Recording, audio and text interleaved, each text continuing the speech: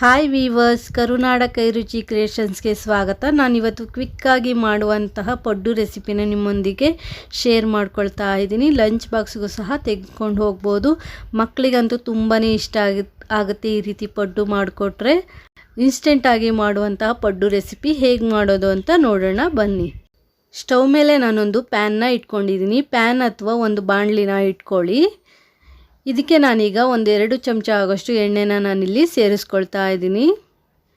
ಎಣ್ಣೆ ಕಾದ ನಂತರ ಅರ್ಧ ಚಮಚ ಸಾಸಿವೆ, ಹಾಗೆ 1 ಚಮಚ ಕಡಲೆಬೇಳೆ, ಹಾಗೆ 1 ಚಮಚ ಉದ್ದಿನಬೇಳೆ. ಈಗ ಉದ್ದಿನಬೇಳೆ ಕಡಲೆಬೇಳೆನ ಚೆನ್ನಾಗಿ ಫ್ರೈ ಮಾಡ್ಕೊಳ್ಳಿ. ಸ್ವಲ್ಪ ಕಲರ್ ಚೇಂಜ್ ಆಗಬೇಕು, ಅಲ್ಲಿವರೆಗೂ ಫ್ರೈ ಮಾಡಿಕೊಂಡ್ರೆ ಸಾಕು. ನಾನೀಗ ಇದಕ್ಕೆ 2 ಹಸಿಮೆಣಸಿನ್ಕಾಯಿನ ಸಣ್ಣದಾಗಿ ಹೆಚ್ಚಿ ಸೇರಿಸ್ಕೊಂಡಿದ್ದೀನಿ. ಹಸಿಮೆಣಸಿನ್ಕಾಯಿ ಹಾಕಿದ ನಂತರ ಒಂದ್ಸಲಿ ಮಿಕ್ಸ್ ಮಾಡ್ಕೊಳ್ಳಿ. ಈಗ ಸಣ್ಣದಾಗಿ ಹೆಚ್ಚಿರುವ 1 ಈರುಳ್ಳಿನ ಸೇರಿಸ್ಕೊಳ್ತಾ ಇದ್ದೀನಿ. ಈರುಳ್ಳಿ ಹಾಕಿದ ನಂತರ ಚೆನ್ನಾಗಿ ಮಿಕ್ಸ್ ಮಾಡಿಕೊಂಡು ಚೆನ್ನಾಗಿ ಫ್ರೈ ಮಾಡ್ಕೊಳ್ಳಿ. ಇದ್ರ ಜೊತೆಗೆ ನಾನು 2 ಕಡ್ಡಿ ಆಗೋಷ್ಟು ಕರಿಬೇವನ್ನ ಸೇರಿಸ್ಕೊಂಡು ಫ್ರೈ ಮಾಡ್ಕೊಳ್ತಾ ಇದ್ದೀನಿ. ಈಗ ಅರ್ಧ ಚಮಚ ಆಗೋಷ್ಟು ತುರಿದಿರೋ ಶುಂಠಿನೂ ಸಹ ನಾನಿಲ್ಲಿ ಸೇರಿಸ್ಕೊಂಡು ಫ್ರೈ ಮಾಡ್ಕೊಳ್ತಾ ಇದ್ದೀನಿ. ಮೀಡಿಯಮ್ ಊರಿನಲ್ಲೇ ಇಟ್ಕೊಂಡು ಮಾಡ್ಕೊಳ್ಳಿ. ಈರುಳ್ಳಿ ಚೆನ್ನಾಗಿ ಫ್ರೈ ಆಗಬೇಕು. 1-2 ನಿಮಿಷ ಚೆನ್ನಾಗಿ ಫ್ರೈ ಮಾಡ್ಕೊಳ್ಳಿ. ಈಗ ನಾನು ಇದಕ್ಕೆ ಸಬ್ಸಿಗೆ ಸೊಪ್ಪು 1 ಹಿಡಿ ಆಗೋಷ್ಟು, ಹಾಗೆ 1 ಸಣ್ಣ ಕ್ಯಾರೆಟ್ನ ನಾನಿಲ್ಲಿ ತುರಿದು ಸೇರಿಸ್ಕೊಂಡಿದ್ದೀನಿ. ಮೆಂತ್ಯ ಸೊಪ್ಪು ಇದ್ದರೆ ನೀವು ಮೆಂತ್ಯ ಸೊಪ್ಪನ್ನು ಸಹ ಸೇರಿಸ್ಕೋಬೋದು. ಈಗ ಚೆನ್ನಾಗಿ ಫ್ರೈ ಮಾಡ್ಕೊಳ್ಳಿ.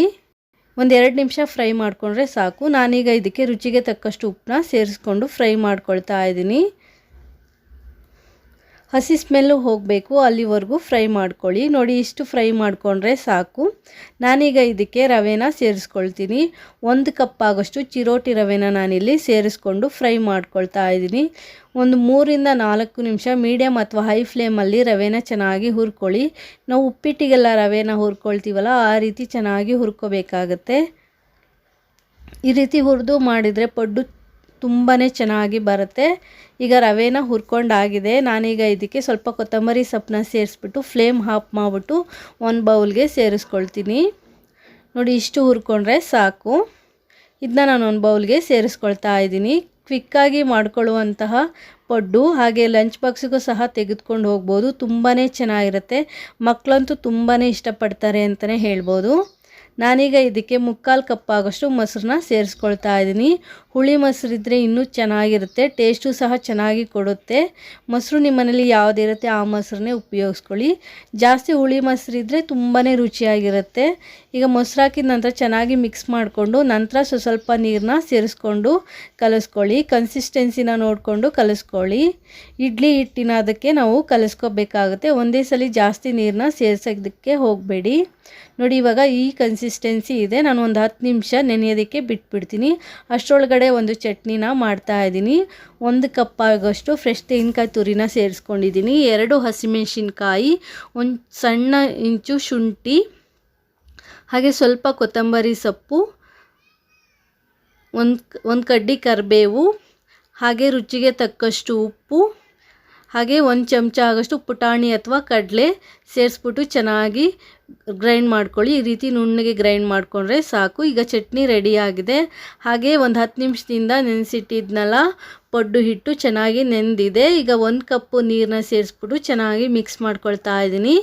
ರವೆ ಸ್ವಲ್ಪ ನೀರನ್ನ ಹೀರ್ಕೊಳ್ಳೋದ್ರಿಂದ ಸ್ವಲ್ಪ ಗಟ್ಟಿಯಾಗಿರುತ್ತೆ. ನಂತರ ಕನ್ಸಿಸ್ಟೆನ್ಸಿನ ನೋಡಿಕೊಂಡು ನೀರನ್ನ ಸೇರಿಸ್ಕೊಳ್ಳಿ. ಈಗ ನಾನೀಗ ಇದಕ್ಕೆ ರುಚಿಗೆ ತಕ್ಕಷ್ಟು ಉಪ್ಪು, ಹಾಗೆ 1 ಚಿಟಿಕೆ ಅಡುಗೆ ಸೋಡಾನು ಸಹ ಸೇರಿಸ್ಕೊಂಡು 1/4 ಕಪ್ ಆಗೋಷ್ಟು ನೀರನ್ನ ಸೇರಿಸ್ಕೊಂಡು ಚೆನ್ನಾಗಿ ಮಿಕ್ಸ್ ಮಾಡ್ಕೊಳ್ತಾ ಇದ್ದೀನಿ. ನೋಡಿ, ಈ ಹದಕ್ಕೆ ಹಿಟ್ಟಿದ್ರೆ ಸಾಕು. ಇಡ್ಲಿ ಹಿಟ್ಟಿನ ಹದಕ್ಕೆ ಹಿಟ್ಟು ರೆಡಿ ಮಾಡ್ಕೋಬೇಕಾಗತ್ತೆ. ಈಗ ಕನ್ಸಿಸ್ಟೆನ್ಸಿ ಕರೆಕ್ಟಾಗಿದೆ. ಸ್ಟವ್ ಮೇಲೆ ಪಡ್ಡು ಹಂಚನ್ನ ಆಲ್ರೆಡಿ ಕಾಯಲಿಕ್ಕೆ ಇಟ್ಟಿದ್ದೆ. ನಾನೀಗ ಪಡ್ಡು ತವಾಗೆ ಸ್ವಲ್ಪ ಎಣ್ಣೆನ ಸೇರಿಸ್ಕೊಳ್ತಾ ಇದ್ದೀನಿ.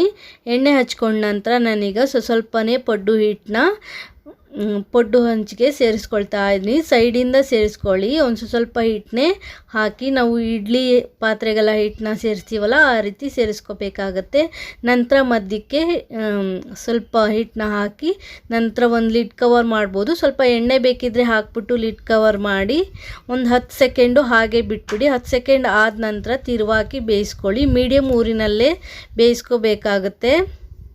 ಸ್ವಲ್ಪ ಕಲರ್ ಚೇಂಜ್ ಆಗಬೇಕು, ಕಂದು ಬಣ್ಣಕ್ಕೆ ಬರಬೇಕು. ನಂತರ ತಿರುವಾಕಿ ಬೇಯಿಸ್ಕೊಳ್ಳಿ ಒಂದೊಂದೇ ಪಡ್ಡುನ.